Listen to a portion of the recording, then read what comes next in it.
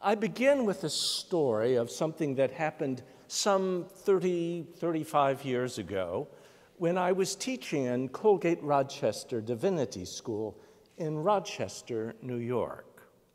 We had a new student who joined the student body in the month of January. Usually students matriculated in September, but she came in January. She had been born and raised in Arizona, outside of Tucson. She had never, ever been out of the state of Arizona till she landed in Rochester, New York in January. Those of you who know upstate New York realize, it was 2.5 or 3 feet of snow on the ground, and what we have called a long, hard winter here in Connecticut this year, that's normative there. At any rate, the winter didn't bother her so much because the campus, although very beautiful campus, filled with some great deciduous trees, of course, everything was completely bare. But one day in the spring, when the leaves were out about as far as they are now, and you could see them through clear glass like this, she came into class like this. I can hardly get my breath. The leaves are suffocating me. Well, I was very concerned, and I said, do you need water? Do you need medication? And she said, no. She said, they're blocking out the sky. Well, now, I was raised in upstate New York. And I said, that's the craziest thing I ever heard. I said, well, of course, every year they do this, which sent her into deeper panic. They do. 3 years later, she had graduated and invited me and a colleague to come to Tucson, Arizona for her ordination at the end of July. It was 118 degrees Fahrenheit. I'm not making that up. It was on the airport thermometer, 118. You know why people from Arizona can't go to hell? Because they already live there. That is hot, 118 degrees. Well, after we ordained her, the next 2 or 3 days, she wanted to drive me and my colleague down through the desert where she had been raised. So we got outside Tucson. It was about 116 that day in an air-conditioned car. And we're riding through this desert. And there is not one tree. Not one. The only thing you see now and then are these giant saguaro cacti. Do you know the thing? It's got the big trunk like this and then the arms like U's off it. And rocks and sand. So I said to her, Susie, this is the most God-forsaken place I've ever seen. Well, that got her really angry. And she stopped the car and she says, this is not God-forsaken at all. And she made me get out 116 degrees and we walked out into the desert. And she said, you see that saguaro cactus? It has a root that is 1 mile long from it to get every little drop of water it can. She said, you see that pear-shaped cactus with that tiny little flower the size of your thumbnail? It's collecting the dew every morning. You see those wavy marks in the sand? A rattlesnake's been by there. So she showed me all these things. We get back in the car, and we're driving along, and I say to her, Susie, you come from another planet. To which she says, no, you're the one from the other planet. The landscape we grow up with is the landscape we consider normative. Other landscapes are from another planet. And what is true of the exterior landscape is true of our interior worlds. We each carry within us a unique landscape of the heart whose significant contours and features have been shaped from our earliest childhood. I've taken the phrase, the landscape of the heart, from a poem by the Australian poet James Macaulay, who lived from 1917 to 1976, considered by many in Australia to be the greatest English-speaking poet that they have produced. Macaulay wrote a poem called An Art of Poetry. He had established himself as a very, very famous poet already. But then he had a conversion to the Christian faith, and he actually started writing poems, some of them simply magnificent, that still gave witness to his faith. And he began to be attacked by critics because they were afraid that faith would make him too constricted in his poetry. So he wrote this moderately long poem, An Art of Poetry, as an apologia, a kind of apologetic to say why he was interested in this. And I quote these lines because they have influenced my entire presentation this afternoon. Scorn then to darken and contract the landscape of the heart by individual, arbitrary, and self-expressive art. For Macaulay, the landscape of the heart is the imaginative world of story and memory, symbol and metaphor, value and meaning. When Macaulay wrote these lines, he was expressing his fear that modern poetry had become too encapsulated by the idiosyncratic self and private experience. He did not want to darken and contract the landscape of the heart, but rather to enlighten and expand it. James Macaulay understood that the landscape of the heart, the human imagination, shapes how we perceive the world, how we organize our knowledge. Building on Macaulay's thought, I would put it this way. Imagination is the contour and force of human consciousness that informs how we act and speak. Imagination is a field of creative energy that can be used for destructive or constructive ends, for parochial interests, or for a broader vision of humanity and the world. We may initially wonder if it is worth our time and energy to reflect on the human imagination when there are so many urgent needs. Why get involved with something as fanciful and unreliable as the imagination when the world demands pragmatic solutions? Common speech preserves our culture's distrust of the imagination. We often dismiss unfounded fears with a quip, "Oh, that's just all in your imagination." But for James Macaulay, imagination was a profoundly serious matter. He was concerned about the imagination of a culture, about the landscape of the heart that helps a society or a community or a church to understand itself, to symbolize its most important moral values, and to achieve some degree of cohesion and meaning. In one way or another, all of us are familiar with the societal imagination. We may not have thought analytically about it, but we participate in its reality. For example, if we belong to a religious community, there are certain musical compositions, sacred spaces, symbols, stories, rituals, prayers, and scriptures that shape the landscape of the heart, that give tangible expression to those meanings that glimmer in the depths of who we are.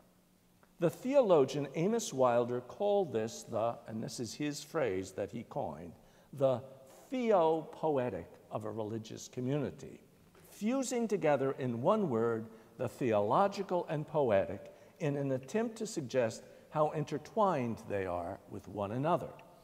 The theopoetic is the imaginative theological language that is congruent with how we picture and understand the material world and the ineffable dimensions of holy meaning and being. If you want to read about this in detail, Wilder's book is called Theopoetic, Theology and the Religious Imagination. The theopoetic is the imaginative theological language. Although they may not recognize it as theopoetic, families, organizations, and nations have their own kind of theopoetic. That is to say, they share a common landscape of the heart that engages their allegiance and shapes their perception of the world. The landscape of the heart for a community of faith is usually fed by a fusion of verbal, visual, and sonic idioms. Since this conference is about poetry and faith, I will focus not on the visual, we could have a whole conference just on that, but I will focus instead on the verbal and the sonic. There are often different verbal, sonic, poetic, musical landscapes of the heart that have been planted in the ear by those who raised us or by those who drew us into a community of faith. In a very real sense, the theme of this conference, bringing poetry into the life of the church, is not at all something new, as David pointed out last night. The church has been bringing poetry into its life for centuries by singing hymns. Donald Davy, who edited the New Oxford Book of Christian Verse, observes this about Christian worshipers in the English-speaking world, quote, "Their memories are stocked, though they may not know it, with scraps and tags from some very sturdy and admirable poems. Among the pleas never long stilled that poetry be brought to the people, we habitually overlook this poetry of hymns that has been brought to the people and still abides with them." Although I will not exclusively focus on hymns and will turn to literary poetry in a little while, I want to take seriously Davy's observation and use hymns as a point of entry to cultivating an openness and excitement about what poetry offers the life of the church. So here is one way, if you think you're going to find resistance to bringing in poetry into the church, turn to your hymn book and get people to look seriously at hymns as poems. I see some of my students shaking their heads. They were in a course that we did last semester where we did this, and many of them who've been singing hymns all their lives were astounded at the poetic treasures of hymnody. So this is a point of entry. I would never want you just to stop there, as you'll see later in this presentation, but it's a point of entry in terms of a practical suggestion. Consider for a moment the varied theopoetics of different churches, the radically different verbal, sonic, poetic, musical landscapes of the heart that can be planted in the ear and heart by hymns. I think, for example, of two different churches I knew as a child. Notice the childhood. I mentioned how that landscape of the heart is formed back then. One church I visited in the summer, while the other was my home church during the school year. Although I'm being autobiographical, I am less interested in the details of my life than the reality of different poetic musical cultures, different theopoetics. I did not possess language as sophisticated as theopoetic when I was a child, but even as a youngster, I heard the difference in both the poetry and the music. I felt as though I were visiting different planets. I think of the church in which my mother grew up and that I attended when I stayed with her family in the summer. It was a small rural church in rural South Carolina. Their favorite hymns were, "What a friend we have in Jesus," "Softly and tenderly Jesus is calling," "Just as I am without one plea," "Amazing grace," "Shall we gather at the river?" Although they had hymnals, many people did not need them, and the musical settings printed in the hymnals did not begin to capture exactly how the pianist played and the congregation sang. There were retards going up succeeding passages. There were fermatas on dotted half notes. There were sometimes repetitions of a chorus or above stanza. No repeat sign was in the music, but everybody knew it would be repeated. Preludes and anthems were often a medley of these favorite hymns or music that shared a similar character. The hymn texts and music of my mother's childhood church created a theopoetic, a landscape of the heart that was utterly, utterly different from the landscape that sounded when I attended my home church in Cooperstown, New York, upstate New York, where it snows as much as Rochester.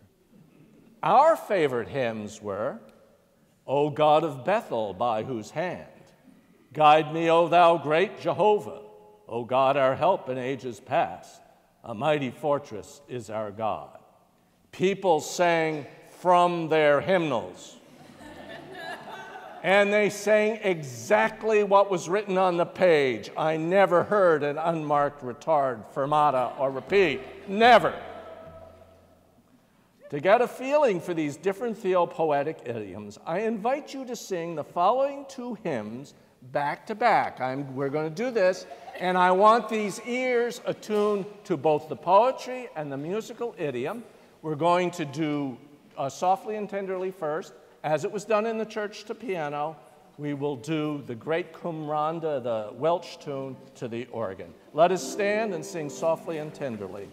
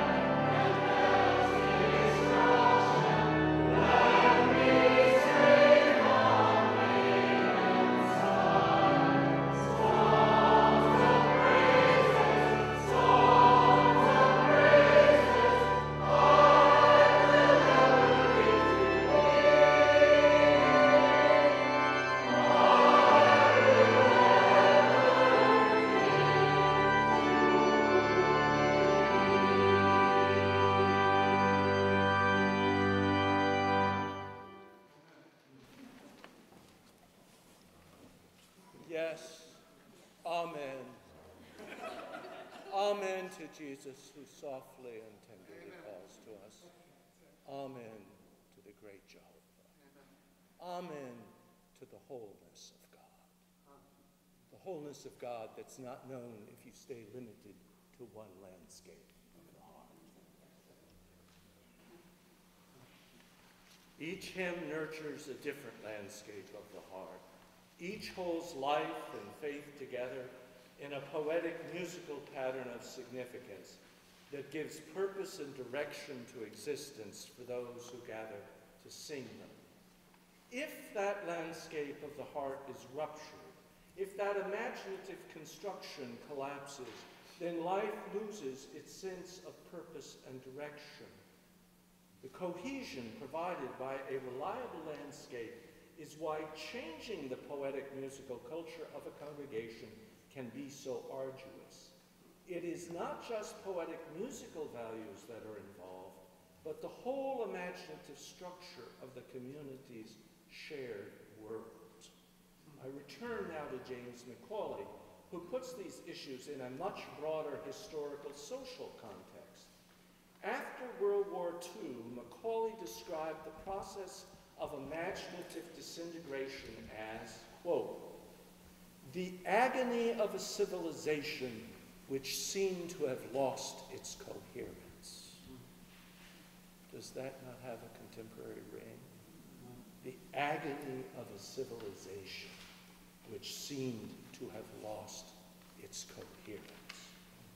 For Macaulay, this agony was more than an isolated private experience. He believed that the crumbling of imaginary worlds lies beneath the fragmentation of our political and societal relationships. In one of his major essays, Ars Poetica, Macaulay quotes from Vladimir Weidler, quote, when the real world threatens to collapse, we may question the wisdom of spending our energies on the work of the imagination. But in fact, the matter is not as simple as one might at first be inclined to think, because whatever impedes our imaginations may connect with deeper causes, causes more worthy of attention than all the other woes that befall us. To come to a conference on poetry and faith is not to escape from the world. It is to enter it more profoundly. So today I am exploring the imagination not because it offers instant solutions to the urgencies of the moment, but because when the real world threatens to collapse, we need to become attentive to those deeper causes that may impede our abilities to create a new landscape of the heart, those deeper causes that block our ability to imagine a new world.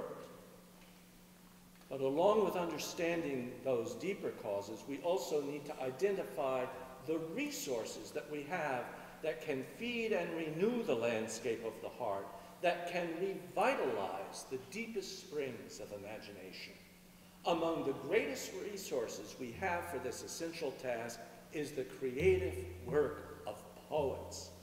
It has not always been the case that imagination was deemed essential to the tasks of building a world and establishing a meaningful understanding of human life. Mark Johnson observes in his book, The Body and the Mind, the bodily basis of meaning, imagination, and reason, that, quote, until the Enlightenment, we find nothing that could be called a fully worked out theory of imagination.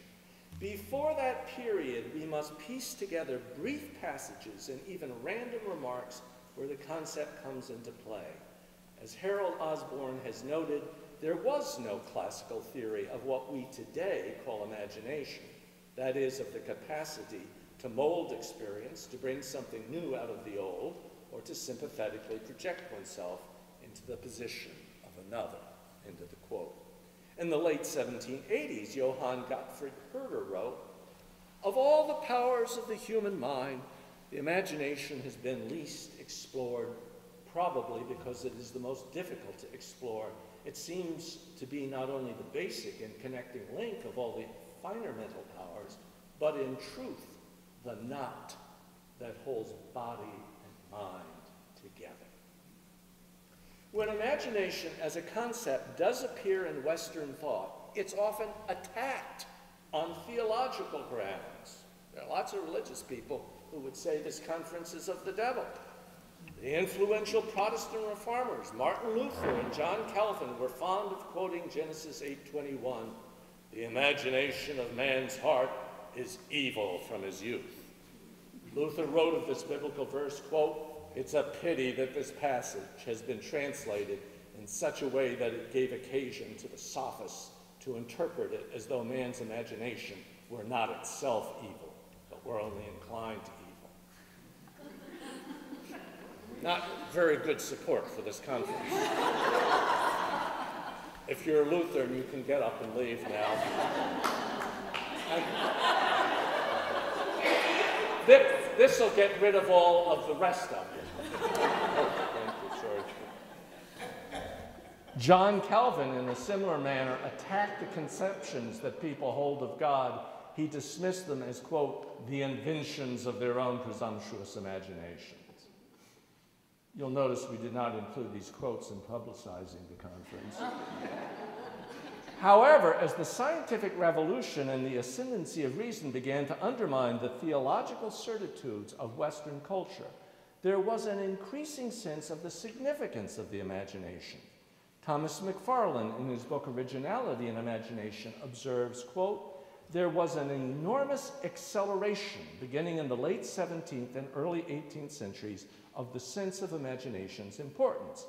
Imagination became so important because soul had been so important, and because soul could no longer carry its burden of significance.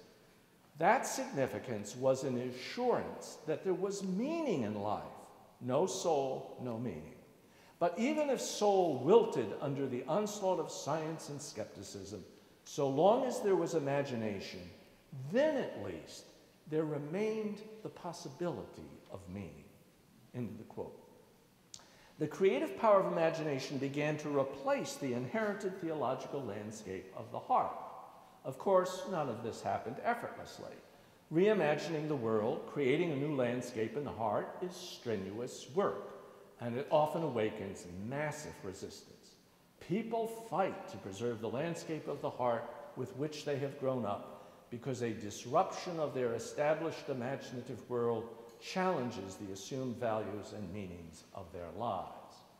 One of the major tasks of a community of faith is to draw upon poetry in ways that balance the desire for a stable landscape of the heart with the ceaseless yearning of humans for realities that their conventional imaginations do not admit. I believe part of what is currently happening in communities of faith and practice is that they are torn between this desire for stability and their intuition that they must reach beyond their own parochial worlds. I found the question and answer session with Chris fascinating as an illustration of this. You remember we got this recurring thing of preachers expected to have a point or come up with something that's stable. What about leaving that openness? Well, that's exactly what I'm trying to describe. I think these people were not just asking individual professional questions. These are questions that are alive now in the culture, and that it's one of the reasons we've got to go to the poets, because they can help us with it. Further complicating the process is what the Scottish poet Edwin Muir identified as the lopsided development of our culture. That's where I got the word lopsided in the title. Quote, "Something in the apparent progression of ever-expanding human knowledge has not progressed. For myself, I would call it the imagination, which would have made us able to use for purely human purposes all that applied science offers us. A lopsided development, whether of the body or the mind, is a diseased development and is bound to lead to strange and unpredictable results.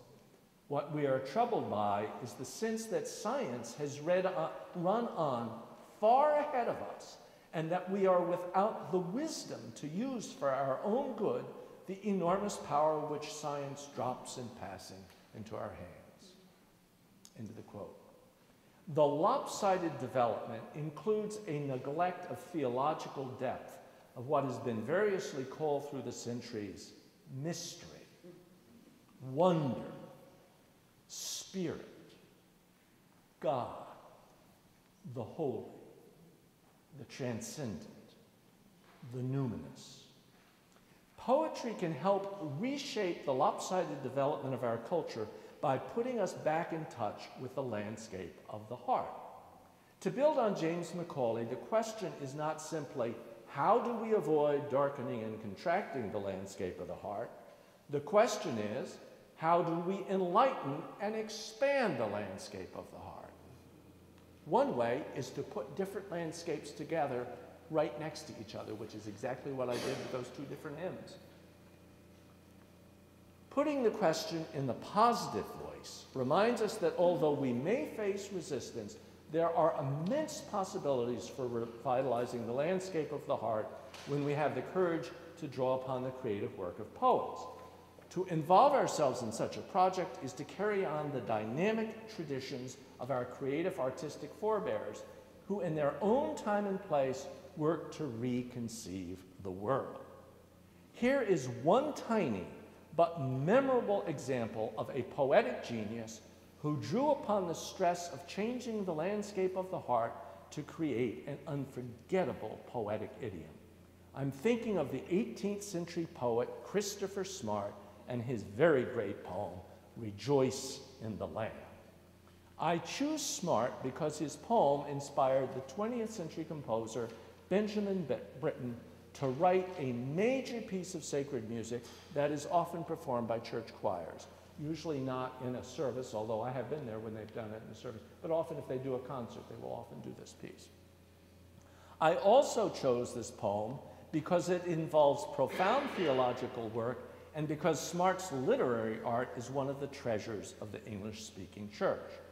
I will focus on a single line from the poem, just one line, but it's dynamite. The line is, here it comes, the great flabber-dabber, flat-clapping fish with hands. The great flabber-dabber, flat-clapping fish with hands. Now you gotta say, that's pretty memorable. It was in part lines like this that convinced Christopher Smart's contemporaries that the poet was crazy. They were not able to understand Smart's imagination. It was the age of reason. And where was the evidence of reason in someone who wrote the great flabber-dabber, flat-clapping fish with hands? The scholarship of a later time would show that crazy Christopher was not so crazy after all. He was instead a genius who was trying to create a new landscape in the heart by living at the crossroad of three disciplines: theology, science, poetry. On the original manuscript, we discovered this in the 20th century. On the original manuscript, at the end of his flabber-dabber line, Smart wrote a note telling the reader, look up Anson's Voyage and Psalm 98. Well, this scholar went back, I forget his name, but he went back and he looked up Anson's Voyage. Anson's Voyage was a popular work of natural history, which featured among its illustrations flatfish jumping out of the water and seals with fins like hands. Such works of popular science were helping to shift the landscape of the heart by making people attentive in new ways to the natural order. Psalm 98 verse 8 reads, let the floods clap their hands. Look at that, the recognition of what was going on here. Flabber-dabber is the sound of a seal clapping its fins. Flabber-dabber is the sound of the floods clapping their hands. Flabber-dabber is the compressed insight of a great imaginative mind, using his creative powers to combine the scientist's observation, the psalmist's praise, and the poet's art. In one line, look what this man did. Brilliant, absolutely, colossally brilliant. And they thought he was crazy. If you start bringing poetry into the church, it's going to sound like flabber-dabber to people. Don't ever forget this. Jesus' family came to take him away because he sounded like flabber-dabber. Don't ever forget this. When Paul preached the cross to the Greeks, it sounded like flabber-dabber. you want to be faithful to the gospel, you've got to sound like Flabberdabber. Flabberdabber represents a vision of one unified world of science and faith, rationality and imagination. Flabberdabber reveals a mind coming to terms with a new landscape of the heart. It is important to note Smart's poetic strategy. He does not abandon the landscape of theology or reject the landscape of science or despair of holding them together in his poetry. Instead, Smart synthesizes them to create a broader, more generous imaginative vision. Smart fuses together the ancient wisdom of the psalmist and the new idiom of the scientist, the great flabber-dabber, flat-clapping fish with hands. Christopher Smart transforms the landscape of the heart through poetry. I am using Smart's work here to express what I hope would be the spirit of creativity that would thrive in the church. Our own David Mahan has written persuasively about the urgency of this creative task. Quote, "How can the church revitalize its speech in such manner that its own language regains a foothold in the discourses of the public square and indeed in the imagination of late modern audiences, such that the gospel once more becomes intelligible as well as compelling to them?" End of the quote.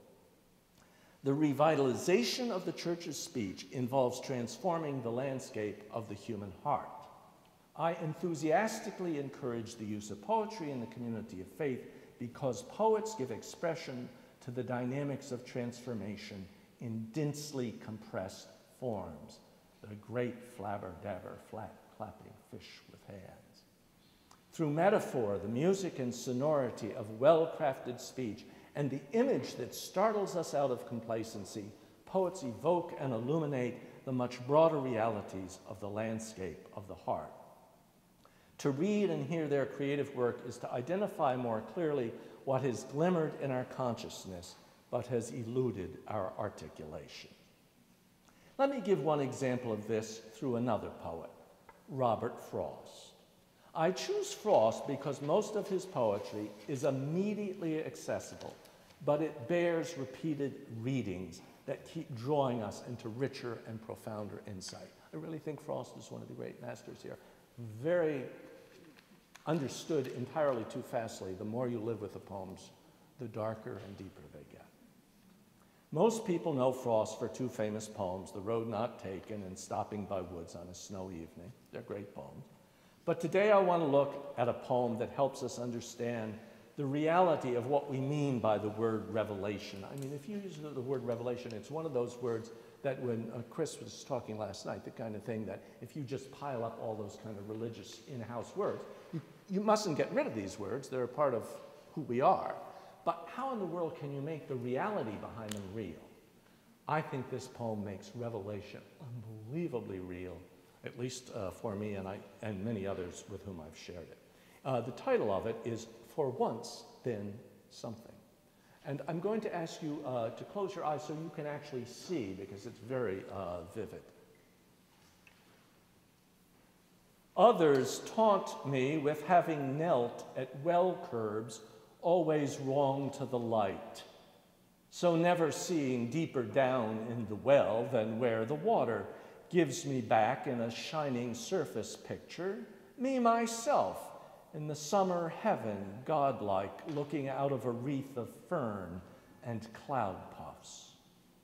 Once, when trying with chin against a well curb, I discerned, as I thought, beyond the picture, through the picture, a something white, uncertain, something more of the depths. And then I lost it. Water came to rebuke the too clear water. One drop fell from a fern, and lo, a ripple shook. Whatever it was lay there at the bottom, blurred it, blotted it out. What was the whiteness? Truth? A pebble of quartz? For once, then, something. At one level, the poem is simply a vivid description of looking down into a well of water and trying to see below the surface to the depths, something that the poet acknowledges he's not very adept at. Others taunt me with having knelt at well curbs, always wrong to the light. However, his description of himself in the summer heaven, godlike, remember he's looking down but he gets the reflection, suggests that in looking down into the depths, he sees the reflection not just of sky, but of heaven. Without overstating it, the poet captures what it means to grasp, to have it revealed to us that we bear the divine image. And yet this gives way to an even deeper revelation, to a glimpse of something white, uncertain, something more of the depths. And then I lost it. What was that whiteness? Truth? A pebble of quartz? Note the keen artfulness of putting the concept truth immediately next to a pebble of quartz.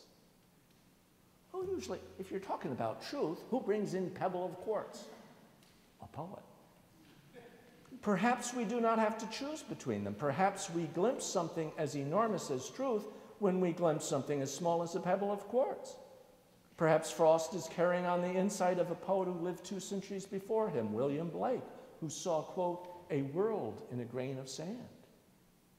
But however you interpret the truth and the pebble, there is a moment of revelation. Frost ends the poem with an affirmation. For once, then, something. When I read this poem, I cannot help but think of the multiple glimmerings of a presence, a grace, a wonder that has stirred me to a faith and hope that lies just beyond concept and language. For once, then, something. And I also think of the scores of conversations I've had over the years with people who have sensed in some elusive way the numinous, the holy, the spirit, the living Christ. For once, then, something. Frost helps us to recover the reality that the poet Edwin Hirsch calls soulfulness. Quote, our lives are so speeded up we have almost lost the capacity for stillness, for solitary contemplation. We have almost lost the word soul as a figure of deep spiritual essence outside the terms of organized religion. When we lose a word, we also lose its meaning. The depletion in our vocabulary leads to a dire loss of soulfulness, and it signals our increasing inability to employ language, to go beyond the daylight mind. End of the quote. I would amend Hirsch's statement to point out that even within the terms of organized religion, there has been a loss of soulfulness. One of the gifts of poetry to the life of the church is to nurture soulfulness, to rebalance our lopsided culture that suffers from a lack of theological depth. We need language that draws us beyond the daylight mind, beyond the mind of analysis and calculation, toward a transformed landscape of the heart, toward the great flabber-dabber, flat-clapping fish with hands, toward the capacity to see, for once, then, something. Transformations of the landscape of the heart are not, however, limited to poets. The very powers of imagination that give us the great flabber-dabber, flat-clapping fish with hands, and for once, then, something, can also be turned from beauty to brutality. Paul Johnson, in his magisterial volume, Modern Times, The World from the 20s to the 80s, recounts how the first territory that Adolf conquered was not a geophysical region of Europe, but rather the landscape of the heart of the German people. Quote, the Germans were the best educated nation in the world. To conquer their minds was very difficult. Their hearts, their sensibilities, were easier targets. Hitler's strength was that he shared with so many other Germans the devotion to national images, new and old, misty forests, breeding blonde titans, smiling peasant villages under the shadow of ancestral castles, riding Valkyries, burning Valhallas, new births and dawns. Yes. The same great gift of imagination that gave us artistic treasures also gave us the Third Reich. Don't ever forget it. Artists and tyrants share this in common. They know the landscape of the heart. They know it intimately, where light shines and where the deepest shadows are cast. They know how precious the landscape of the heart is to individuals and to society, and they know it is the source of their own powers for good and for ill. When set in this larger context of politics and history and the terror of our time, the church is called to be an instrument of enlightening and expanding the landscape of the heart. When the landscape of the heart is darkening and contracting as it is in our day, then it falls to our communities of faith to awaken again the power of the imagination to see new possibilities for the transformation of the world. Let me send you off on the continuing journey through the landscape of the heart by ending this presentation with a hymn poem of my own. A group of intellectually keen ministers asked me to provide them, quote, this was the commission, a postmodern hymn in 8787 doubled, which is one of our most classic and popular hymn meters in the English language. Postmodern, something of a trendy term in many academic circles for the last few decades, but the ministers were clear with me about their understanding of it. For them, postmodern points to the corrosion of trust in established forms of authority, including religious authority. The ministers felt the need for what they called a new imaginative construction of faith. This was all part of the commission. But their instruction that the meter was to be 8787 doubled reveals that they were not turning their backs on tradition. Also, they were going to sing the hymn during Epiphany. So it had to be an Epiphany hymn in 8787 doubled. That was postmodern. This is what I get paid to do. Also, they were going to sing the hymn during Epiphany, a holy season associated with a star that guides the Magi from the east to the birth of Christ. Those intellectually keen ministers wanted their tradition, but they wanted it in a transfigured mode. They wanted something that would expand and enlighten the landscape of the hearts, yet still resonate with the past. So today we're going to sing new words to an old tune, and I hope you will notice as we sing the words that I do not use a single religious word in the entire hymn, but if you're alert to the imagery, it's filled with spirit and theology. It's a postmodern Epiphany hymn to 8787 double. Let's stand up and sing.